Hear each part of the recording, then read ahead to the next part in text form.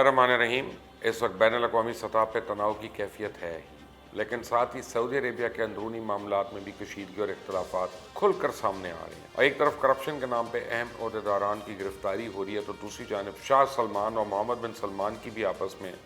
लगता है कि ठन गई है।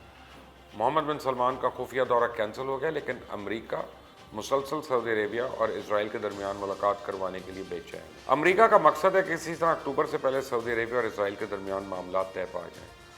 और शाही खानदान के सीनियर रुकन और जॉइंट फोर्सेस के कमांडर शहजादा फहद बिन तुर्की और इनके बेटे शहजादा अब्दुल अजीज़ बिन फहद, जो कि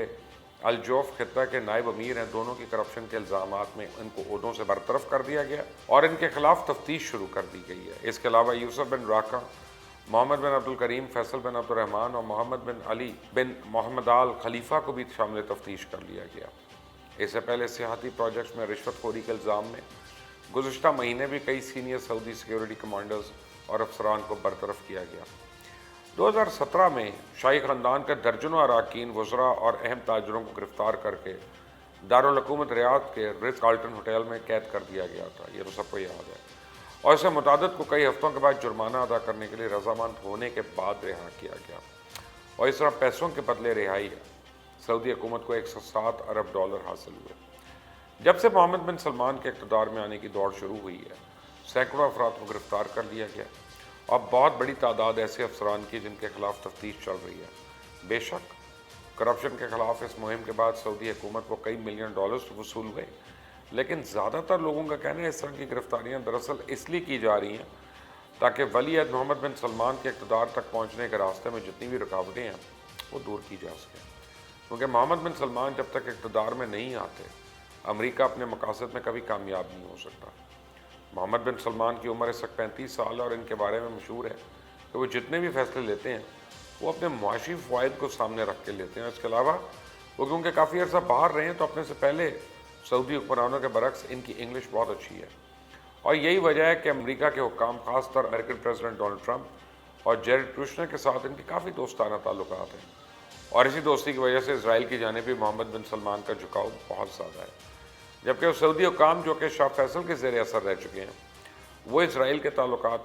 के इंतहाई ख़िलाफ़ हैं, बल्कि इसराइल से नफ़रत करते हैं। यहाँ तक कि शाह सलमान भी इसराइल के ख़िलाफ़ हैं और यही वजह है कि दोनों बाप बेटे के दरमियान इसराइल को लेकर इख्तलाफात पैदा हो गए। मोहम्मद बिन सलमान इस वक्त शाह सलमान पर दबाव डाल रहे हैं कि वो इसराइल को तस्लीम कर ले, लेकिन वो किसी सूरत नहीं मान रहे और इन इख्तलाफात को इसराइली मीडिया भी खूब हवा दे रहा है और तरह तरह की खबरें फैलाई जा रही हैं। और जब से मिडल ईस्ट आई ने मोहम्मद बिन सलमान और नेतन्याहू के दरमियान तय पाने वाली खुफिया मुलाकात की खबर लीक की है,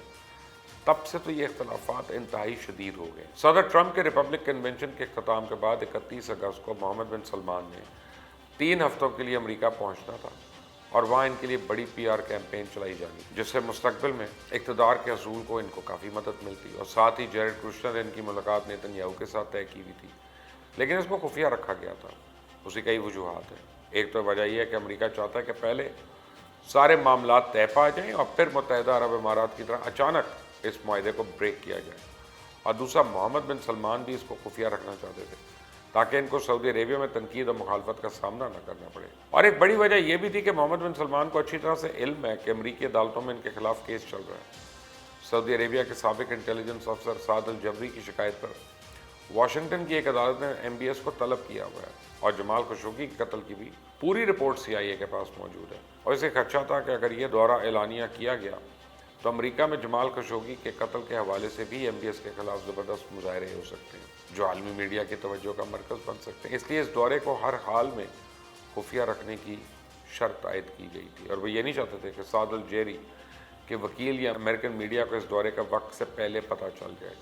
कि मोहम्मद बिन सलमान अमेरिका आ रहे हैं और इनके खिलाफ कोई लीगल एक्शन शुरू हो जाए। यही वजह है कि MBS की रिहाइशगाह का बंदोबस्त किसी खुफिया मकाम पर 4 घर खरीद कर किया गया था, क्योंकि मोहम्मद बिन सलमान ने अपने ही मुल्क के सफारत खाने, हत्ता कि अपनी सफ़ीर के घर क़याम करने से इनकार कर दिया था। खैर, अभी तो ये दौरा कैंसिल हो गया, लेकिन प्रेसिडेंट ट्रंप इस वक्त डेस्परेट है कि वो किसी तरह MBS और नेतन्याहू की मुलाकात करवाएं। जेरेड कुश्नर की तरफ से तो यहाँ तक भी मोहम्मद सलमान को फोर्स किया गया कि इजरायली हुक्काम का जो वफ़द मिडल ईस्ट से मौजूद है इसके साथ सऊदी सफ़ीर की मुलाकात करवाई जाए, ताकि किसी न किसी तरह एक बार सफारती सतह पर बातचीत का आगाज़ तो हो, क्योंकि अमेरिका کا ٹارگٹ ہے کہ وہ اکتوبر میں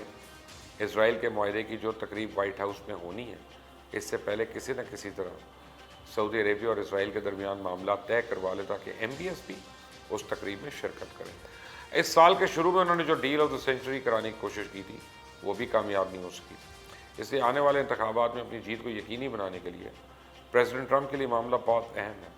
یہی وجہ ہے کہ دوستانہ طریقے سے بھی ایم بی ایس کو قائل کرنے کی کوشش کر رہے ہیں۔ اس کے علاوہ ان کو جمال خشوگی والے معاملے پر بلیک میل بھی کیا جا رہا ہے تاکہ کسی نہ کسی طرح یہ معاہدہ طے پا جائے۔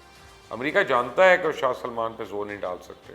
جبکہ محمد بن سلمان ان کے لیے ایزی ٹارگٹ ہیں۔ ویسے بھی امریکہ اب تک ایم بی ایس کو جو فیورز دیتا رہا ہے اس کے پیچھے تو مقصد یہی تھا نا کہ آنے والے وقتوں میں ان کے ذریعے اپنے مطالبات منوائے جا سکیں۔ آپ کو یاد ہوگا کہ 2016 میں جب ڈونلڈ ٹرمپ امریکن پریزیڈنٹ بنا اس وقت تک کراؤن پرنس محمد بن سلمان ابھی ولی عہد نہیں تھے، لیکن ٹرمپ نے جب سعودی عربیہ کا دورہ کیا تو اس کے چند ماہ بعد ہی محمد بن سلمان کو پروموٹ کر کے ولی عہد بنا دیا گیا۔ محمد بن نائف اور ان کے چچا وغیرہ کو سائیڈ لائن کر دیا گیا تاکہ ایم بی ایس کا راستہ صاف ہو جائے۔ حالانکہ سعودی عربیہ میں تو روایت ہے کہ بادشاہ کے بعد اس کا بھائی، پھر دوسرا بھائی اور پھر تیسرا بھائی بادشاہ بنتا ہے۔ شاہ سلمان کے بعد ان کا ایک ہی بھائی ہے، احمد بن عبدالعزیز، جو بادشاہ بن سکتا تھا لیکن بادشاہ بننے سے پہلے کراؤن پرنس بنایا جاتا ہے، اس کے بعد وہ بادشاہ بنتے ہیں۔ لیکن اسرائیل یہ جانتا ہے کہ اگر وہ خود کو سعودی عربیہ سے تسلیم کروانا ہے تو ضروری ہے کہ ایم بی ایس بادشاہ بنے، اور اس لیے امریکہ اور اسرائیل نے مل کر محمد بن سلمان کو کراؤن پرنس بنوایا۔ یعنی ڈونلڈ ٹرمپ اور محمد بن سلمان ایک دوسرے کے اقتدار کے لیے لازم ملزوم سمجھے جا رہے ہیں، کیونکہ امریکن پریزیڈنٹ کے پاس امریکی عوام کو اپنے دعووں پر عمل درآمد کرانے کے حوالے سے پیش کرنے کے لیے کچھ بھی نہیں ہے۔ پریزیڈنٹ ٹرمپ کو خارجی محاذوں پہ ان 5 سال میں سوائے ناکامی کے کچھ بھی نہیں ملا۔ ڈونلڈ ٹرمپ حالیہ دنوں میں ایران پہ عالمی پابندیاں بھی نہیں بحال کرا سکے، یوں امریکہ کو سلامتی کونسل میں مسلسل دوسری بار بھی سبکی کا سامنا کرنا پڑا، اور اب افغانستان سے انخلا دوسرے اسرائیل کو تسلیم کرانے سے متعلق اگر کچھ ہو جائے تو وہ امریکن عوام کے سامنے اپنی کارکردگی کیا پیش کر سکتے ہیں؟ اور اس طرح وہ جو جوئش لابی ہے اس کی اپنی الیکشن میں حمایت کرنے میں کامیاب ہو جائیں گے اگر یہ ہو جائے سب کچھ، جبکہ ایم بی ایس کا بادشاہ بننے اور امریکن عدالتوں کی کارروائی سے بچنے کے لیے ضروری ہے کہ وہ پریزیڈنٹ ٹرمپ کو سپورٹ کریں۔ اور اب دیکھنا یہ ہے کہ شہزادہ محمد بن سلمان اپنے والد کو اس بات پہ قائل کرنے پہ کامیاب ہوں گے کہ وہ ڈونلڈ ٹرمپ کی خواہش کے مطابق اسرائیل کو تسلیم کر لے، یا بیچ بچاؤ کی پالیسی پہ عمل کر کے کامیابی سے نکل جاتے ہیں۔ اس کا فیصلہ